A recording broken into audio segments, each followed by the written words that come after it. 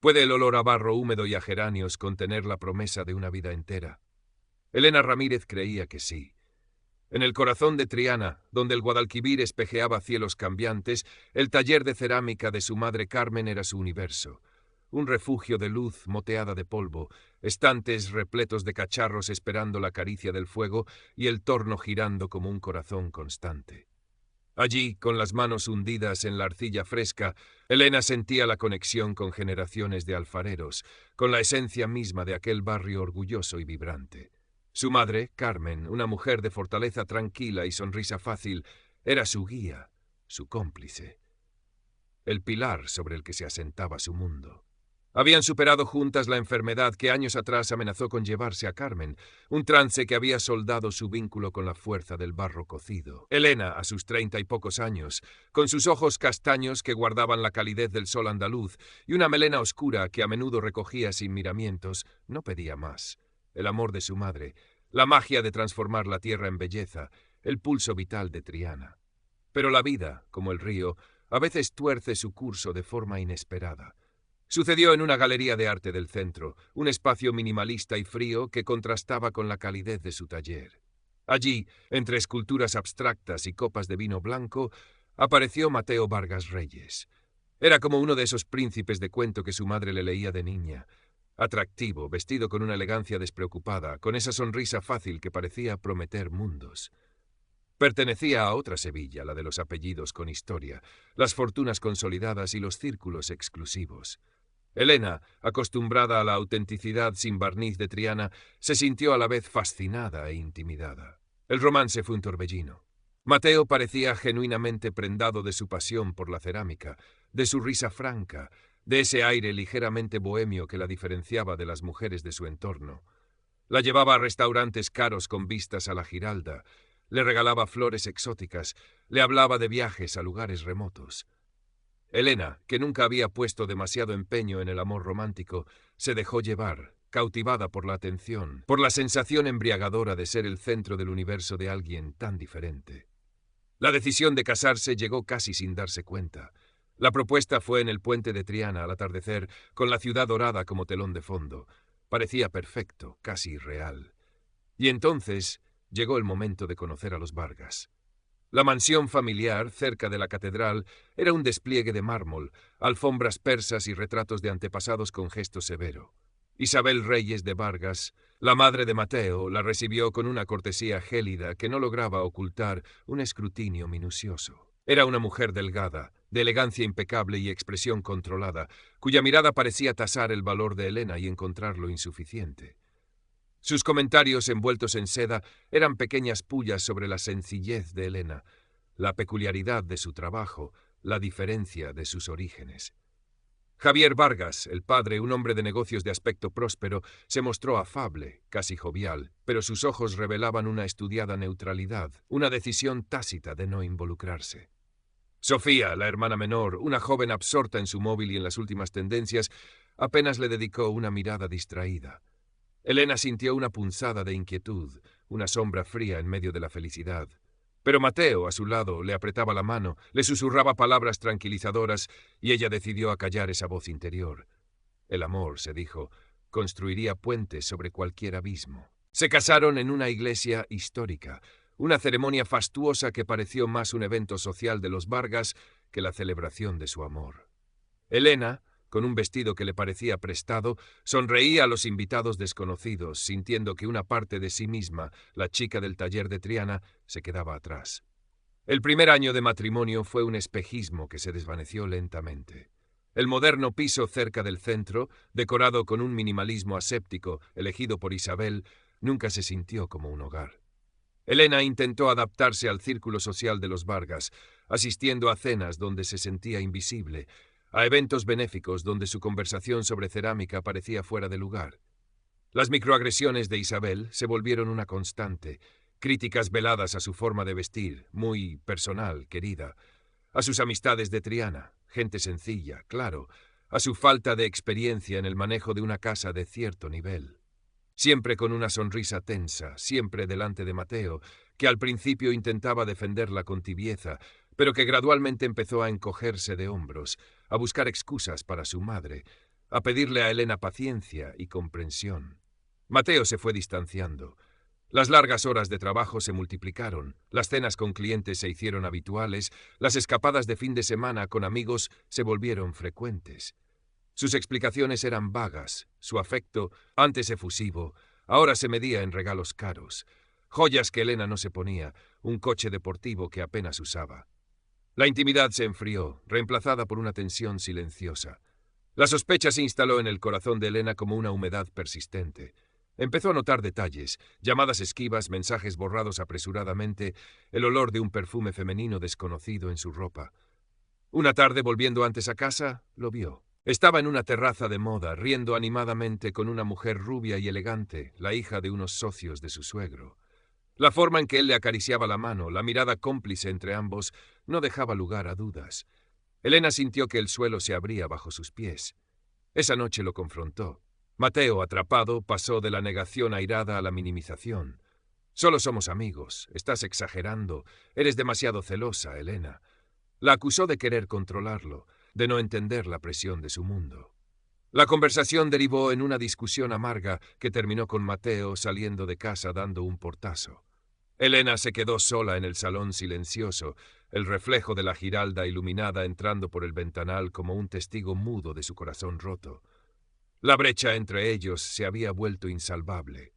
Intentó hablar con él de nuevo, buscar una solución, pero Mateo se había encerrado en una coraza de indiferencia y evasivas. La comunicación se cortó. Elena se refugió en el taller de Triana, buscando consuelo en el contacto con el barro, en las conversaciones tranquilas con su madre.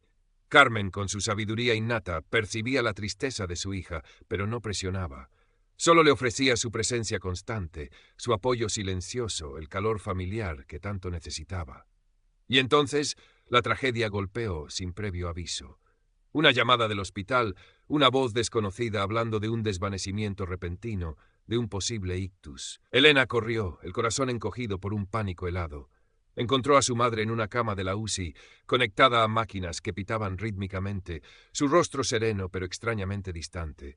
Los médicos hablaron de un derrame cerebral masivo. Las siguientes horas fueron una tortura de espera y esperanza desesperada.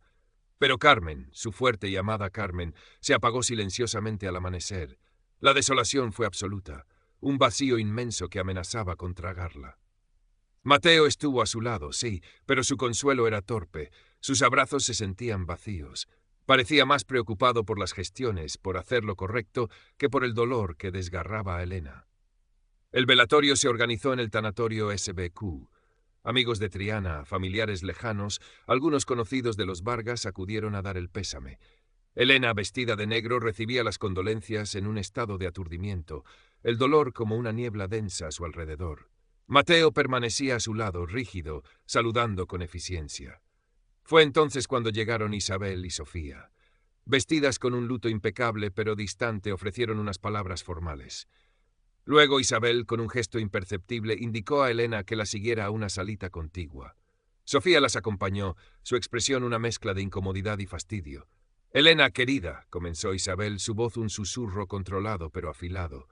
«Comprendemos tu dolor, por supuesto, una pérdida terrible. Pero debemos pensar en la familia, en las apariencias.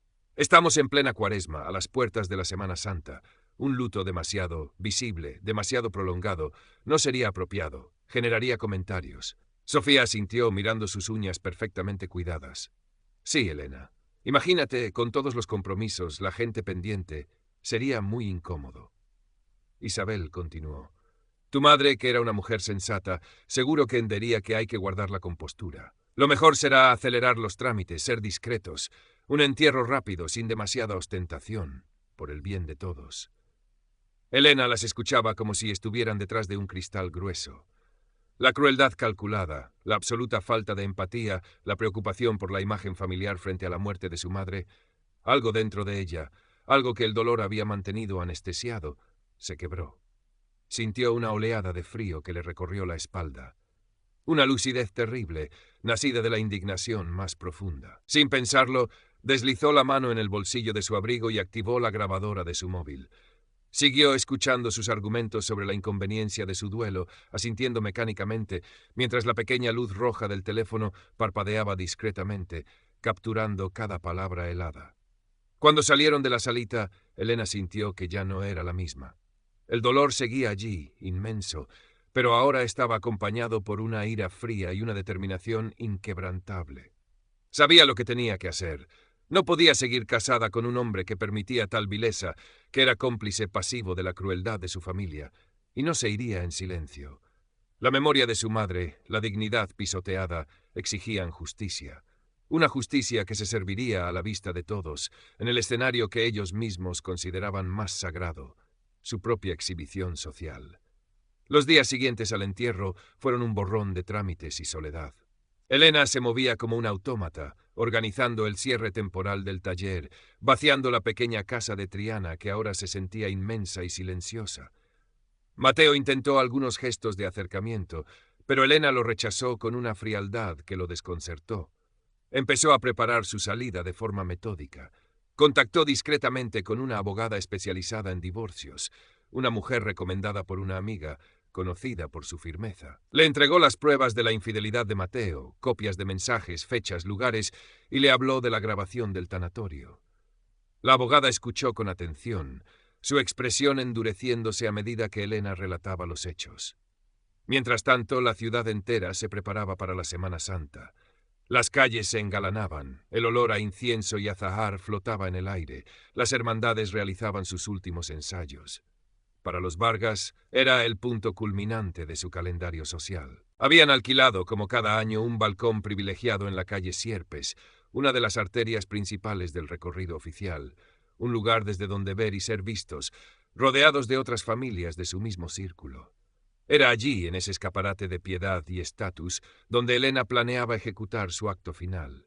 La noche elegida fue la de la madrugá, la noche más solemne y esperada. Elena se vistió con un cuidado meticuloso.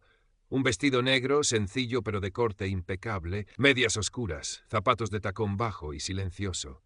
Recogió su pelo en un moño bajo y austero.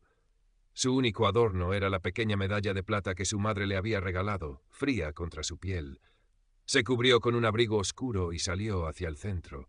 La atmósfera en las calles era eléctrica. Una multitud silenciosa se agolpazaba para ver pasar las procesiones. El aire vibraba con una mezcla de fervor religioso, expectación y ese murmullo social que siempre acompaña a los grandes eventos sevillanos. Elena caminó entre la gente, sintiendo las miradas curiosas sobre su figura solitaria vestida de luto riguroso en una noche que para muchos también era de encuentro y celebración discreta. Llegó al edificio donde los Vargas tenían su balcón. Subió las escaleras sintiendo el latido de su propio corazón en los oídos. Al entrar en el amplio salón que daba al balcón, vio a la familia reunida. Isabel, majestuosa en su mantilla negra, conversaba animadamente con unos conocidos. Javier asentía con aire importante. Sofía revisaba su móvil. Mateo, de pie junto a la barandilla, miraba hacia la calle con expresión aburrida. La llegada de Elena provocó un silencio momentáneo. Las conversaciones se interrumpieron. Mateo se volvió, sorprendido. Isabel arqueó una ceja, su expresión una mezcla de fastidio y desagrado mal disimulado. «Elena», dijo Isabel con frialdad, «no te esperábamos». «He venido a despedirme», respondió Elena, su voz tranquila, aunque por dentro sentía un temblor. Avanzó hacia el balcón, quitándose el abrigo lentamente. El luto riguroso quedó a la vista de todos los presentes en el salón y en los balcones vecinos.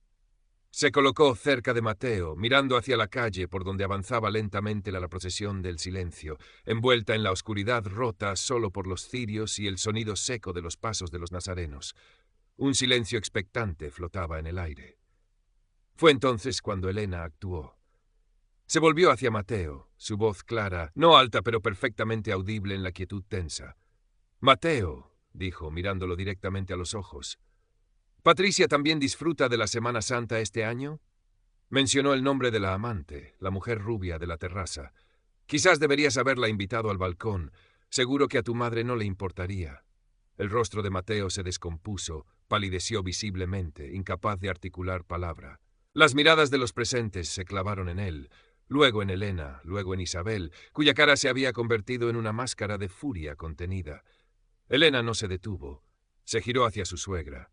«Isabel», continuó, su tono ahora helado, «recuerdo perfectamente su preocupación por la compostura familiar cuando murió mi madre, su interés en que fuera discreta con mi duelo». Sacó el móvil del bolsillo. Dijo usted exactamente. Y pulsó play. La voz grabada de Isabel, fría y cortante, resonó en el silencio del balcón, amplificada por la quietud de la noche solemne. Un luto demasiado visible. No sería apropiado. Generaría comentarios. Tu madre entendería que hay que guardar la compostura, acelerar los trámites, ser discretos. El efecto fue devastador. Un jadeo colectivo recorrió los balcones cercanos. Las caras de los conocidos de los Vargas eran un poema de horror y fascinación morbosa. Isabel se quedó paralizada, su rostro pasando del rojo de la ira al blanco de la humillación más absoluta. Javier intentó decir algo, un balbuceo incoherente. Sofía se escondió detrás de su padre. La procesión del silencio continuó su avance imperturbable por la calle Sierpes, sus nazarenos de negro ajenos al drama que acababa de desatarse unos metros por encima de sus cabezas.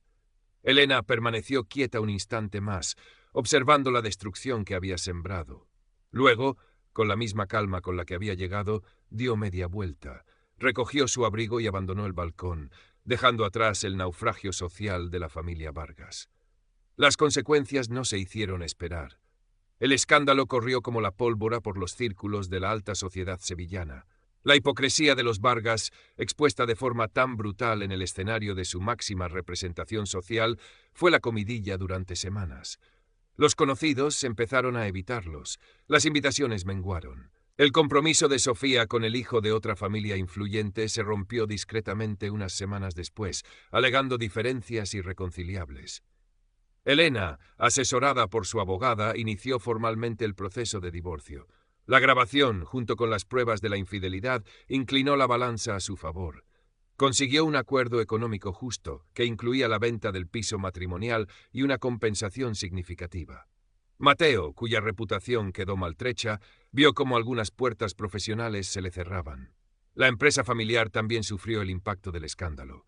Isabel, antes árbitro social, se vio relegada a un ostracismo disimulado pero efectivo. Para Elena, la victoria legal y social tenía un sabor agridulce. Había conseguido justicia para la memoria de su madre y para su propia dignidad, pero el dolor de la pérdida y la traición no desaparecía por completo. Rompió todos los lazos con el mundo de los Vargas, un mundo que nunca había sido el suyo. Decidió regresar a Triana.